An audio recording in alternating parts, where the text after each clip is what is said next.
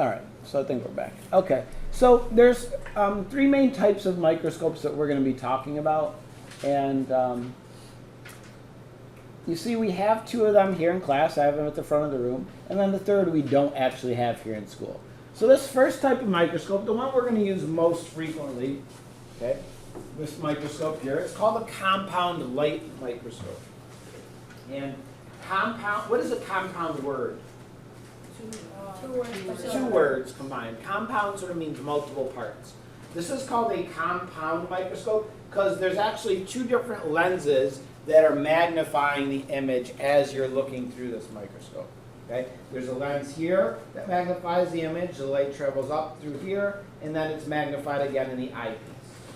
So these microscopes that we use give a magnification of from 40 to 400 times.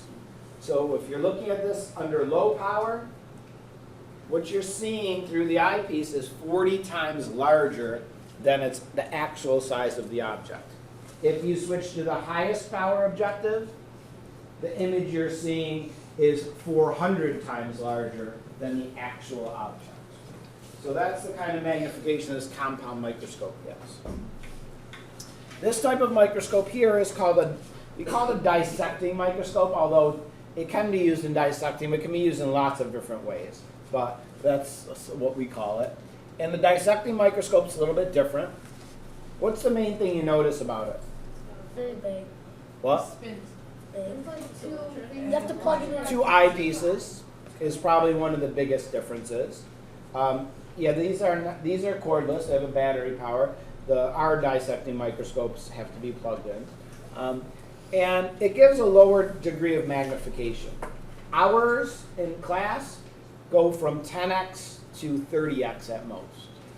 So others might go higher to 40x or more, but generally they give a lower level of magnification. The third type of microscope is this microscope. This whole thing is the microscope, like would fit on a desk. Has a computer monitor and these large tubes, and pretty complex and very expensive. And it actually doesn't use light to make an image. It uses electrons. What do we call this microscope? Probably have heard it before. Microscope? Close. Just called an electron microscope because it uses a beam of electrons rather than a beam of light to form an image. And an electron microscope can give magnifications up to or beyond 1,000,000 times. Do you have one? No. No, we don't have one here at school. You might find them at a university. I need that. Wait, how much do they cost? Hundreds of thousands of dollars, Wow. I would guess. I mean, I don't exactly know. How big are they? Like I said, they would take up, a section of this desk like this. Valid? All right, so we're going to look at some images, some photographs taken through the eyepiece of a few types of microscopes, just to give us a sense of how things look through them. All right, so through the compound microscope, we can see single-celled living organisms. This is an amoeba. We will be looking at amoeba in a few weeks under the microscope. They're a living creature, but they're just one single cell. We'll also look at paramecium and euglena, two other single-celled organisms that you might find in pond water. These are some others. We won't look at these, but these are also single-celled organisms: Vorticella, Radiolarans, Foraminiferans. These are all things seen under the compound microscope. But if you notice, everything looks pretty flat when you see it in a compound microscope. When we look at things through this dissecting microscope, it has a couple advantages. So first of all, like we said, it doesn't magnify an image as much, but it does have some other advantages.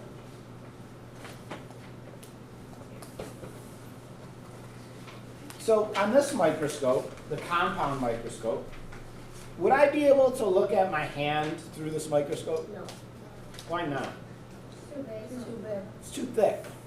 In order to see anything under the compound microscope, it has to be thin enough that light from beneath passes through the object through the objective lens up through the eyepiece. So no, I couldn't look at my hand under this microscope. You wouldn't see it. You can only look at very, very thin slices of objects. However, with this dissecting microscope that I have, okay, would I be able to see my hand? Yeah. Yes, this has, it's illuminated from this light at the top, so the light bounces off the object and then travels through the eyepiece.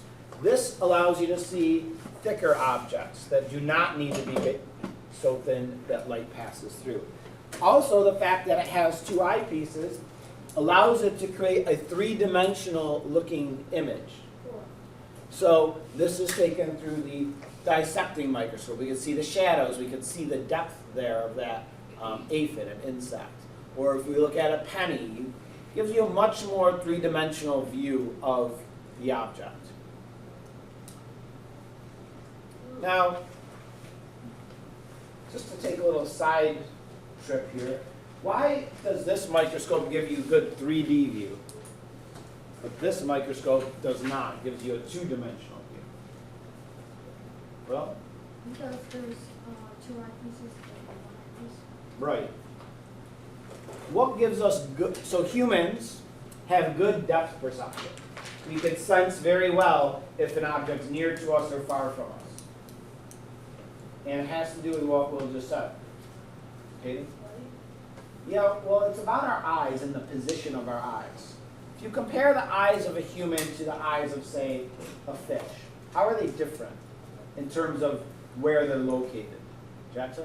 The eyes of the fish are like on the sides of their face, and ours are like Yes. So fish have good, what kind of vision do fish have? peripheral. Good peripheral vision. They see a very, very wide area. Okay? Humans, however, with two forward-facing eyes, do not have great peripheral vision. You know, it's about 180, a little more degrees or so. But two forward-facing eyes give us good depth perception. Do you know how our brain tells us that an object is near to us or far? Not quite. Is it? Okay. Not quite. Have you ever put your finger in front of your face and like open and close one eye? Yeah. What does it do? Focus it. It switches It switches hands. Is your finger actually moving? No, it's because No. It's because when I put my finger in front of my right eye, if I'm looking only with my left eye, I'm seeing it at this angle. And I'm seeing it straight on with my right eye. So when I open and close eyes, it seems to appear in a different position. Now, what if you look at it, if you hold it way out? How much is the difference? Less. And if you look across the courtyard at something and do the same thing, objects that are far away, it hardly changes at all. Fairly focused. So our brain picks up on this information. If our brain says, okay, I'm seeing this object and the right eye sees it here, the left eye sees it at quite a different spot, well, that object must be very close to me. And our brain says, if I look far out and I see an object and basically both of my eyes are seeing it in the same position, our brain interprets that and tells us that object is far away. Has anyone ever tried like those virtual reality goggles or like Google Cardboard? So all of those technologies work in the same basic way. They all show both of your eyes a different image. Okay? They show your right eye one image, they show your left eye almost the same image. But objects that they want to appear close to you, they make them offset in the image going to each eye. Objects that they want to appear far away, they show basically the same image. Have you ever worn those like red and blue 3D glasses and you look at a picture? Same thing. The filters allow one eye to see one set of lines, the other eye to see another, and anything on the picture that they want to look like it's close to you, the red and the blue lines are far apart from each other. And when they want it to appear far away, they put the lines right next to each other. So all of these things work because that's how our 3D vision works. Both of our eyes get a different angle at an object, and that's how we tell them if it's near or far. Because The dissecting microscope has two eyepieces, okay? It allows us to get a good sense of depth. Also, you know, if you've ever you wear contacts and one fell out, or if you had to wear an eye patch because you injured your eye, or something like that. If you only have one eye open, it's much harder to have a good depth perception. Like if you try and play a sport or something or play catch with just one eye open, it's much, much harder to judge the distance something is when you only have one eye. Does this have anything to do with the left brain, right brain? Not really, separate. And when you wear the eye patch, is that why people with lazy eyes do that? Sometimes to strengthen, to change how the muscles work in those eyes. Did you know that because of the perception of your eye, you can actually look through your finger? Yeah, like your brain sort of blocks out because you're seeing, because one eye is missing your finger, one eye is seeing it, and so your brain kind of puts that together and fills in that You put your finger space. in front of your face, and then you focus into something in the distance, Yeah. and then you can see right through your finger. All right, the electron microscope, Jackson. Dad, I just had a question about the 3D thing. How come it's like red and blue and stuff? It could be any colors, but like if you have one of those pictures, you have to put the red and blue glasses on. If you take them off, what is the picture drawn in? Red and blue. So what happens is the red filter means if you have the red filter on your right eye, it means the right eye is only going to see the blue writing and opposite for the left. And so it's just a way of them to trick you into seeing two different things in each eye. And if you ever went to like a new 3D movie where they have those weird glasses you have to wear, they're polarized in different ways, and it does the same thing. It allows your right eye to see one image and your left eye to see another image. All right, electron microscopes give great magnification. However, the objects that you're looking at generally have to be like coated in a thin layer of metal to see them. So generally you can't see living things, like the spider is dead when this electron microscope image was made. But they're usually grayscale images. Sometimes they're artificially colored. But they're really cool. You can see this is pollen grains, human hair. It's a big shower. Again, this is artificially colored, but that's a fly. The foot of a fly are these tiny little hairs, which allows it to cling to surfaces. This is fur from a cat, and this is a flea in the fur. That's a needle and thread. Wow.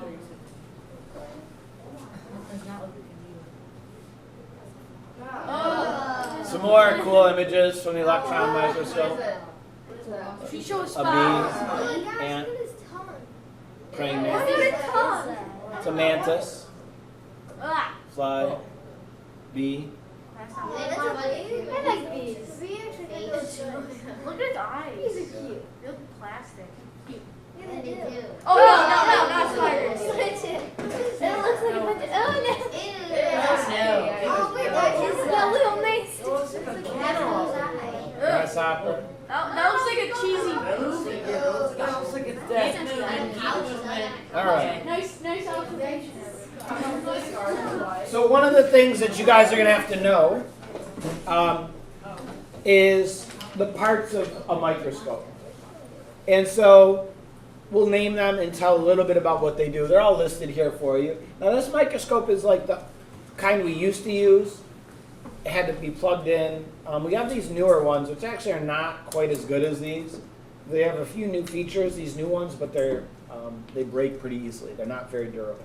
But anyway, when we're using a compound microscope, the image we're seeing gets magnified by two lenses, two different lenses.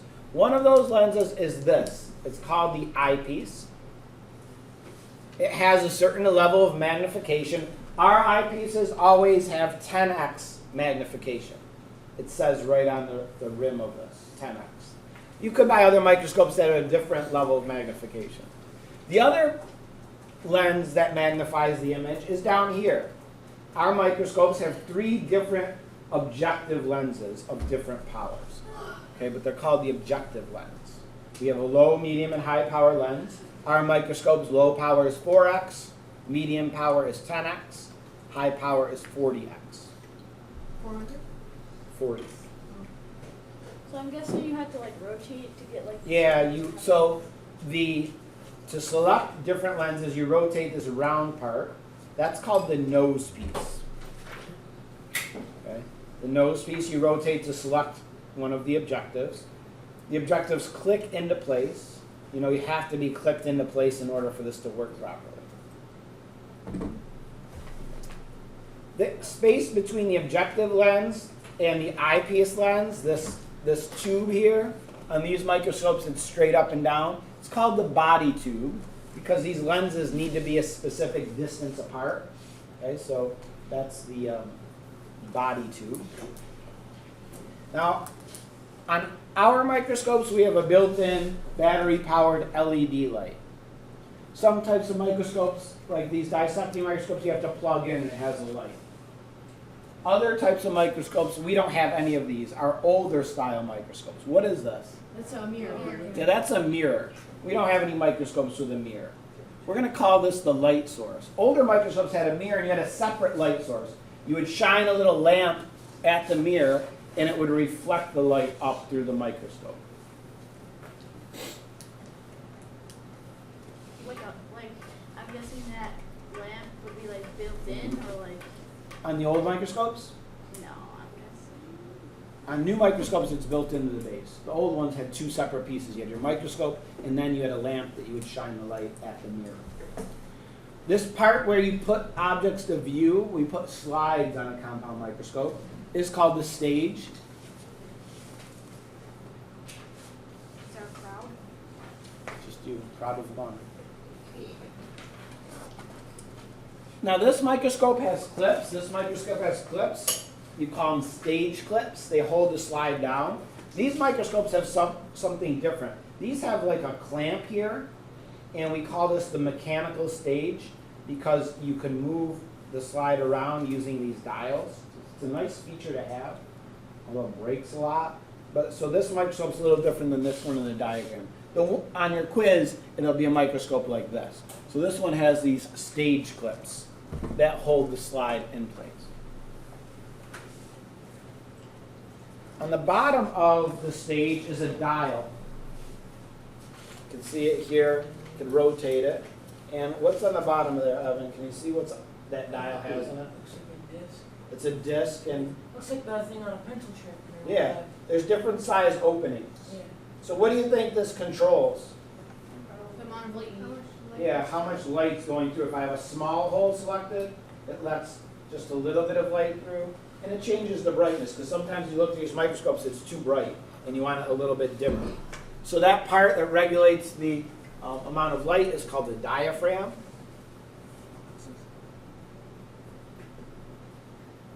Then you have sort of the bulk of the microscope is the bottom, the base, and the part that holds the rest of the microscope is the arm. You said like it would be too bright. If you're looking at the microscope, like if you're looking in that for like a long time, if you like stop looking at it, would it like Yeah, if you have it really bright and the diaphragm all the way open, it would be like, you know, just like being in bright light, it might bother your eyes after a while. waking up and turning on? Yeah, you might see spots after you use that. Now, this microscope has two knobs on it. Okay. Now, this microscope, they're built in together. Well, you could see it raises and lowers the stage. What do you think that does? People always think it does the wrong thing. Julia? Just Yeah, adjust the image in what way? zoom. No, that's what people always think. I was hoping somebody would say that. It doesn't actually zoom in on your object. All it does, Bella, Is maybe make it a little bit more clear. it makes it clearer. It makes it in focus. So it makes your image in focus. So you have two knobs. This bigger knob, and on here it's like this outer part, moves the stage a lot. You could see it moving a lot. That's called the rough or coarse adjustment. It quickly adjusts your image so you can focus it. But the smaller knob makes much smaller adjustments. Like when I turn the smaller knob, it does move, but not nearly as much. This is for sort of fine-tuning your image to being sure it's in focus. It's called the fine adjustment.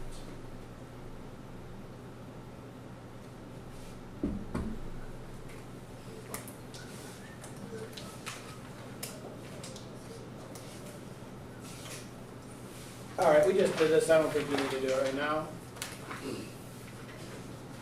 Let's look at some other cool pictures. Tell me if Oh no. you have a guess of what this is. You're never going to get it. These are taken in microscope images. Ribs. This is like a DVD or a CD. That's where like the information is stored. Oh, And it's I stored. see.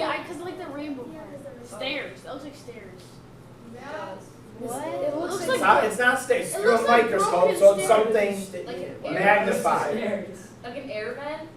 It looks like there's like Yeah. wood. It's coming something out. very small that appears to be magnified like this. CD. It's a razor. Oh. Those are hairs. Yeah. What's that like What is black that smudge? puddle? What, that? Yeah. That's like the hole, that's where like a screw would hold the razor onto the handle. Oh, wow. Marshmallows. No, it's something small. Sugar. Close, you're close though, Julia. Marshmallows. Cereal. Salt. And Salt sugar. salt and pepper. This is interesting. Oh. Blood. What? Velcro. Wow. Really?